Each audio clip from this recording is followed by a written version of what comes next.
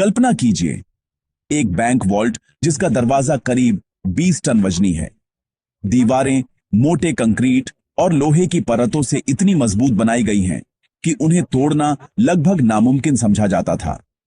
उस वॉल्ट के निर्माताओं को अपने डिजाइन पर इतना भरोसा था कि उन्होंने उसके अंदर कोई सिक्योरिटी अलार्म तक नहीं लगाया, क्योंकि उनके मुताबिक यह वॉल्ट अटूट था। ऐसा किला जिसे कोई इंसान तोड़ ही नहीं सकता। लेकिन इतिहास में एक ऐसा दिन आया जब कुछ अपराधियों ने इस अटूट माने जाने वाले भ्रम को चकनाचूर कर दिया। उन्होंने ऐसा मास्टर प्लान तैयार किया कि पूरी सुरक्षा व्यवस्था को मात दे दी और पूरे 27 घंटे तक उसी वॉल्ट के अंदर छिपे रहकर दुनिया की सबसे चर्चित बैंक डकैती को अंजाम दे दिया। स्वागत है एक बार फिर इस कहानी में। आज हम जानेंगे कि आखिर वह मास्टर प्लान क्या था और क्यों इस घटना को इतिहास की सबसे बड़ी और सबसे चतुर बैंक डकैती माना जाता है। अब चलते हैं उस दिन की तरफ जिसने फ्रांस के इतिहास में एक ऐसा पन्ना जोड़ दिया जिसे आज तक भुलाया नहीं जा सका। तारीख थी 19 जुलाई 1976। सोमवार की सुबह थी। फ्रांस के खूबसूरत शहर नीस में सूरज धीरे धीरे उग चुका था और रोज की तरह सोसाइटी जनरल बैंक के कर्मचारी बैंक में पहुंचने लगे थे। यह बैंक केवल एक सामान्य बैंक नहीं था। इसे दुनिया के सबसे सुरक्षित बैंकों में गिना जाता था और इसका वॉल्ट आज तक के सबसे मजबूत वॉल्ट्स में से एक माना जाता था। रोज की तरह बैंक का स्टाफ अपनी ड्यूटी निभाने के लिए तैयार था।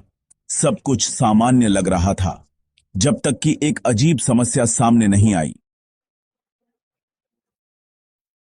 रूटीन के अनुसार कर्मचारियों ने वॉल्ट खोलने की प्रक्रिया शुरू की। उस वॉल्ट का दरवाजा बेहद भारी था और उसका लॉकिंग सिस्टम बेहद जटिल। उन्होंने कोड डाला, लॉक मैकेनिज्म एक्टिव किया, लेकिन दरवाजा नहीं खुला। पहले तो किसी ने इसे गंभीरता से नहीं लिया, क्योंकि यह दरवाजा पहले भी कई बार फंस चुका था। 20 टन वजनी दरवाजा कभी कभी अपने वजन की वजह से अटक जाया करता था। स्टाफ ने सोचा कि आज भी शायद वही समस्या है, इसलिए उन्होंने तुरंत वॉल्ट बनाने वाली कंपनी को फोन किया। करीब आधे घंटे बाद कंपनी के विशेषज्ञ बैंक पहुंच गए।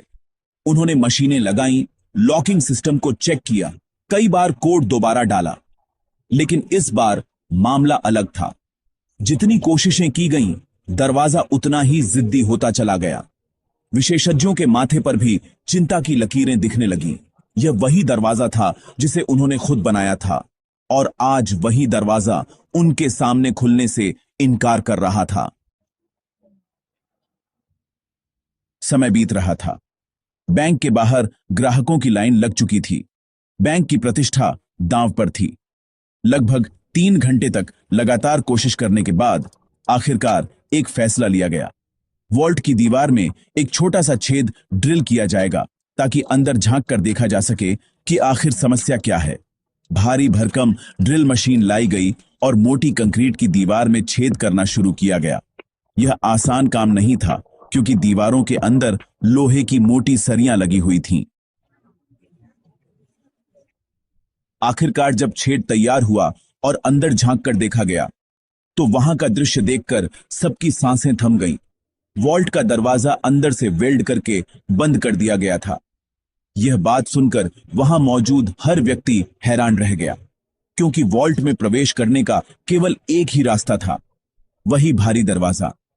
अंदर कोई खिड़की नहीं थी, कोई रोशनी का स्रोत नहीं था और न ही कोई दूसरा रास्ता। फिर किसी ने अंदर जाकर दरवाजे को वेल्ड कैसे कर दिया? अब सबको समझ आ गया था कि मामला बेहद गंभीर है। तुरंत फैसला किया गया कि वॉल्ट की दीवार को तोड़कर अंदर प्रवेश किया जाएगा। लेकिन यह भी आसान नहीं था। दीवारें इतनी मोटी थीं कि उन्हें तोड़ने में कई घंटे लग गए। लगातार मेहनत के बाद आखिरकार इतना बड़ा छेद बन पाया कि एक इंसान अंदर जा सके। जब कर्मचारी और पुलिस अंदर पहुंचे, तो जो उन्होंने देखा वह किसी फिल्मी सीन से कम नहीं था। वॉल्ट के अंदर तबाही का मंजर था। कई सेफ डिपॉजिट बॉक्स टूटे हुए थे, कई खुले पड़े थे और सबसे चौंकाने वाली बात, वॉल्ट की दीवार पर स्प्रे पेंट से कुछ शब्द लिखे हुए थे। उन शब्दों का अंग्रेजी अनुवाद था, without arms, without hate and without violence, यानी बिना हथियार, बिना नफरत और बिना हिंसा। अभी लोग इस सदमे से उबर भी नहीं पाए थे कि उन्हें एक और हैरान करने वाली चीज दिखाई दी। वॉल्ट के फर्श के नीचे एक सुरंग बनाई गई थी। अब मामला पूरी तरह पुलिस के हाथ में आ चुका था। जांच के दौरान पता चला कि लुटेरों ने वॉल्ट के अंदर मौजूद लगभग 4000 सेफ डिपॉजिट बॉक्स में से करीब 400 बॉक्स तोड़ दिए थे और उनमें से पैसे, सोना और कीमती सामान लेकर फरार हो गए थे। करीब 400 बॉक्स तोड़ दिए थे और उनमें से पैसे, सोना और कीमती सामान लेकर फरार हो गए थे। जो सुरंग उन्होंने बनाई थी वह सीधे शहर की सबसे बड़ी भूमिगत सीवर लाइन तक जाती थी। पुलिस जब उस सुरंग के रास्ते नीचे गई तो वहां उन्हें कई सबूत मिले। औजार, मशीनें, 27 गैस सिलेंडर जिनकी मदद से वेल्डिंग टॉर्च चलाई गई थी। ताजी हवा के लिए वेंटिलेशन उपकरण लगाए गए थे और लगभग 1 किलोमीटर लंबी इलेक्ट्रिकल केबल भी वहां मौजूद थी। इस डकैती की कीमत उस समय करीब $20 मिलियन आंकी गई थी। आज के हिसाब से इसकी कीमत लगभग $110 मिलियन यानी करीब 900 करोड़ रुपये के बराबर मानी जाती है। यह केवल सदी की सबसे बड़ी बैंक डकैती नहीं थी, बल्कि फ्रांस के इतिहास की सबसे बड़ी पुलिस जांच भी बन गई। यह खबर कुछ ही दिनों में पूरी दुनिया में फैल गई। बैंक की प्रतिष्ठा को भारी नुकसान पहुंचा था और फ्रांस की पुलिस के लिए यह घटना शर्म का कारण बन चुकी थी। कई महीनों तक पुलिस ने शहर के हर संदिग्ध व्यक्ति से पूछताछ की। आसपास के अपराधियों को पकड़ा गया, बैंक कर्मचारियों से भी लंबी पूछताछ हुई, लेकिन लुटेरों का कोई सुराग नहीं मिला। फिर लगभग 3 महीने बाद अक्टूबर 1976 में जांच को एक बड़ी सफलता मिली। एक सूचना के आधार पर पुलिस ने एक संदिग्ध व्यक्ति को गिरफ्तार किया। यह व्यक्ति उसी गैंग का सदस्य था जिसने डकैती में हिस्सा लिया था। बताया जाता है कि उसकी गर्लफ्रेंड ने ही पुलिस को जानकारी दी थी। शुरुआत में उसने अपना जुर्म कबूल नहीं किया, लेकिन जब पुलिस ने सख्ती दिखाई तो वह टूट गया और उसने पूरे गैंग का नाम बता दिया। पुलिस को सबसे ज्यादा हैरानी इस बात पर हुई कि यह गैंग पहले केवल छोटे मोटे अपराध करता था। इतनी बड़ी और सुनियोजित डकैती को अंजाम देना उनके बस की बात नहीं लगती थी। इसका मतलब था कि असली दिमाग कोई और था। पूछताछ के दौरान गैंग के सदस्यों ने जिस नाम का खुलासा किया वह था एल्बर्ट स्पगियारी। पुलिस ने जब उसे गिरफ्तार किया तो वह किसी अपराधी जैसा नहीं लगता था। साधारण कपड़े, साधारण जीवन और शहर के बाहरी इलाके में एक सामान्य सा घर। पड़ोसियों ने भी बताया कि वह एक शांत स्वभाव का फोटोग्राफर है जो अपने काम से काम रखता है। लेकिन असलियत कुछ और थी। पुलिस के सामने आते ही एल्बर्ट स्पगियारी ने बिना हिचकिचाए कबूल कर लिया कि इस पूरे बैंक हाइस्ट का मास्टरमाइंड वही है। उसके अनुसार उसने पहले इसी बैंक में एक लॉकर लिया था। लॉकर में जाने के बहाने वह बार बार वॉल्ट के अंदर जाता और वहां की हर चीज को ध्यान से देखता और तस्वीरें लेता। उसने एक दिन अपने लॉकर में एक अलार्म घड़ी रख दी और उसका अलार्म रात के समय के लिए सेट कर दिया। जब रात में अलार्म बजा और कोई सुरक्षा अलार्म एक्टिव नहीं हुआ, तब उसे यकीन हो गया कि वॉल्ट में कोई सुरक्षा सिस्टम मौजूद नहीं है। इसके बाद वह इंजीनियर बनकर शहर के सरकारी कार्यालय पहुंचा और वहां से शहर का नक्शा हासिल कर लिया। उसने उस नक्शे पर सीवर लाइन का रास्ता देखा और गणना की कि अगर वहां से करीब 26 फीट की सुरंग खोदी जाए तो सीधे बैंक वॉल्ट तक पहुंचा जा सकता है। अब इस काम के लिए उसे मदद चाहिए थी। उसने शहर के एक गैंगस्टर से संपर्क किया और अपना प्लान बताया। गैंगस्टर ने अपने लोगों को इस काम के लिए लगा दिया। बिना किसी मशीन के केवल हाथों के औजारों से सुरंग खोदने में लगभग 2 महीने लग गए।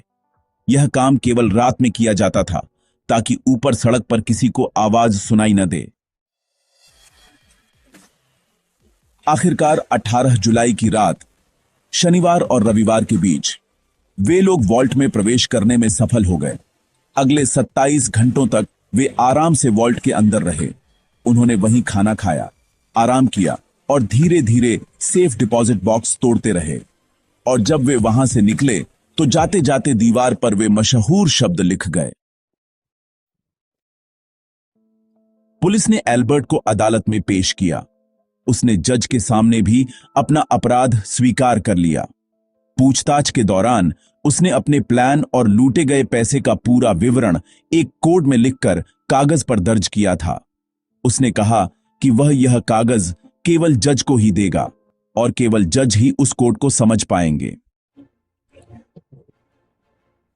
जज ने उसे अपने चैम्बर में बुलाया। एल्बर्ट ने कागज जज को सौंपा, जिसमें शहर का एक नक्शा बना हुआ था। जैसे ही जज उस नक्शे को समझने की कोशिश करने लगे, अचानक एल्बर्ट ने खिड़की की ओर छलांग लगा दी। कमरा पहली मंजिल पर था। नीचे एक कार खड़ी थी। वह कार की छत पर गिरा, तुरंत खड़ा हुआ और बाहर इंतजार कर रही मोटरसाइकिल पर बैठकर फरार हो गया। पुलिस ने उसे पकड़ने की बहुत कोशिश की, लेकिन वह फिर कभी उनके हाथ नहीं आया। कई साल बाद इटली के एक टीवी इंटरव्यू में वह दिखाई दिया। उसने कहा कि उसे बचपन से ही खजानों में दिलचस्पी थी और इस डकैती के जरिए उसने अपने उस जुनून को पूरा किया। उसके बाद एल्बर्ट स्पगियारी कहां गया, यह रहस्य आज तक पूरी तरह सुलझ नहीं पाया। 1989 में उसकी मौत की खबर आई। उसकी मां ने बताया कि उसका शव उनके घर के बाहर छोड़ दिया गया था। इतिहास में यह डकैती केवल एक अपराध नहीं थी, बल्कि एक ऐसा मास्टर प्लान था जिसने पूरी दुनिया को दिखा दिया कि कभी-कभी सबसे मजबूत दीवारें भी इंसानी दिमाग के सामने कमजोर पड़ जाती हैं।